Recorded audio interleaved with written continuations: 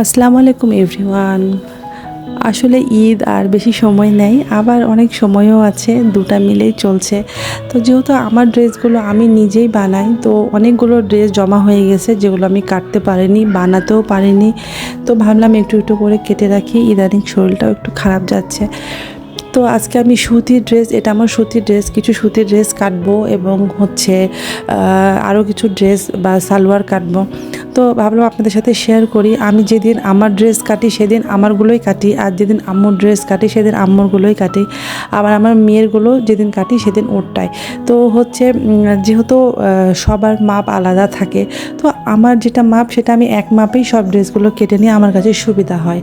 তো এই তো আমি দাগ দিয়ে নিলাম, আর এক হাতে ভিডিও করা, এক হাতেই হচ্ছে কাটা একটু কষ্টকর হয়ে যায়। তো তারপরে একটু কষ্ট করে আপনাদের জন্য ভিডিও করলাম। আর এই যে সালোয়ার কামিজের সাইডে যে ফাড়াটা থাকে, ওখানে একটু কেচিটা উঁচু করে কেটে নিতে হয়, মানে দাগ দিয়ে কেটে নিতে হয়, তাহলে একটু সালোয়ার কামিজটা সুন্দর রাউন্ড শেপে আসে। আর যেহেতু এটা আমার বাসাতে পরা ড্রেস, তো আমি খুব তাড়াতাড়ি করে কেটে নেব, কারণ বাচ্চারা খুব দুষ্টুমি করে। এখন আমার মেয়ে স্কুলে গেছে আর আমার ছেলেটা আছে, তো তারপরেও আমি ডাইনিং টেবিলের উপরে বেশি কাপড় কাটি, আর ওরা ঘুমিয়ে গেলে কাটি। তো যাই হোক, আমি কেটে নিলাম। আর আমার ড্রেস কাটতে কাটতে এমন অবস্থা হয়েছে যে আমার সময় লাগে না। তো ওটা হাতার কাপড় ছিল, আর এটা বানাবো সালোয়ার। আর ব্ল্যাক কালারের সালোয়ার নিয়েছি, ব্ল্যাক কালারের ওড়না নিয়েছি, আর আমি গান শুনছিলাম আর কাজ করছিলাম। আসলে একঘেয়েমিভাবে আমার কাজ করতে ভালো লাগে না। আমার সঙ্গী আমার চাও আছে, আমি চা খাচ্ছিলাম আর কাজ করছিলাম।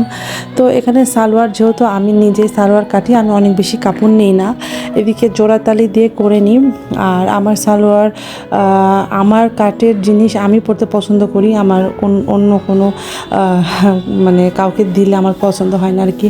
আর এটা হচ্ছে একটু সিল্ক কাপড়ের মধ্যে, এটা শুধু ড্রেসটাই কাটবো, সালোয়ারটা কাটবো না। সালোয়ার আমার এই কালারের আছে, তো আমি ওই কাটার ড্রেসটা এরপরে ফেলে দিলাম, ফেলে ড্রেসটাও কেটে নিলাম। আমার আসলে কাপড় কাটতে অনেক বেশি সময় লাগে না, তাই আমি কেটে নিলাম।